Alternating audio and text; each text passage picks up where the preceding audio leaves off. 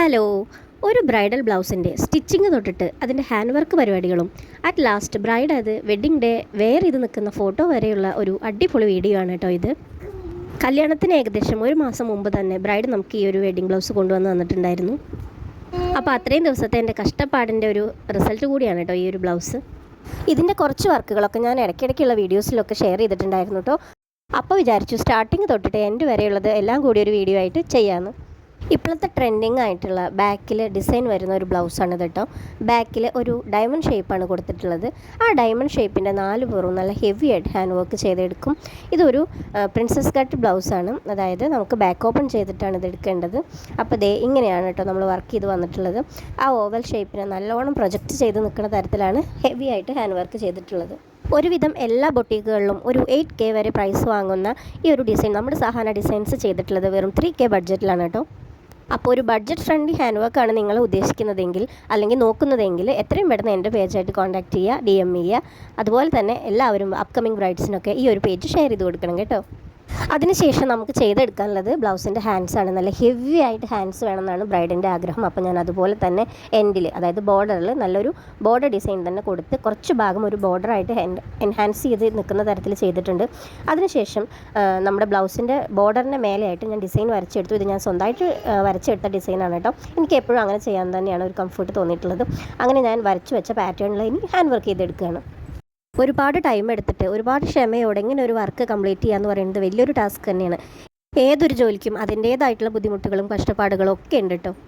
ഒരു hyper active ആയിട്ടുള്ള മോളെയും വെച്ചിട്ട് എങ്ങനെയാണ് ഈ വർക്കൊക്കെ കംപ്ലീറ്റ് ചെയ്തിട്ട് ഈ വർക്കൊക്കെ എങ്ങനെ ഇരുന്ന് ചെയ്യാൻ പറ്റണമെന്ന് ഒരുപാട് പേര് എന്നോട് ചോദിക്കാറുണ്ട് കേട്ടോ.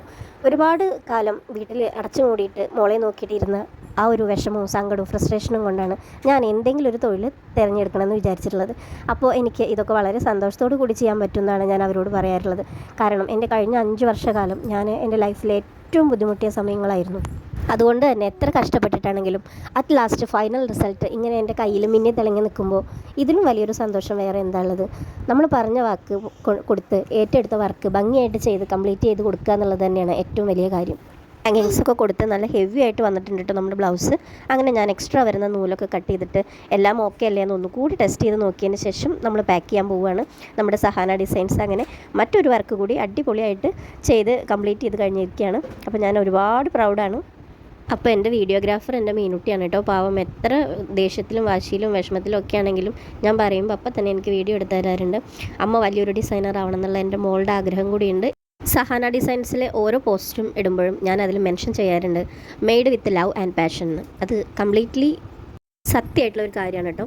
ആർക്ക് വേണമെങ്കിലും എൻ്റെ ഏത് കസ്റ്റമേഴ്സിനോട് വേണമെങ്കിലും ചോദിക്കാം. ഞാൻ അത്രയും ഫ്രണ്ട്ലി ആയിട്ട് ലവബിൾ ആയിട്ടാണ് ഓരോ കസ്റ്റമേഴ്സിനെയും ട്രീറ്റ് ചെയ്യാറുള്ളത്. അവരുടെ ആഗ്രഹത്തിനാണ് ഞാൻ കൂടുതൽ പ്രാധാന്യം കൊടുക്കാറുള്ളത്, അല്ലാതെ എനിക്ക് കിട്ടുന്ന പേയ്മെൻറ്റിലല്ല കേട്ടോ.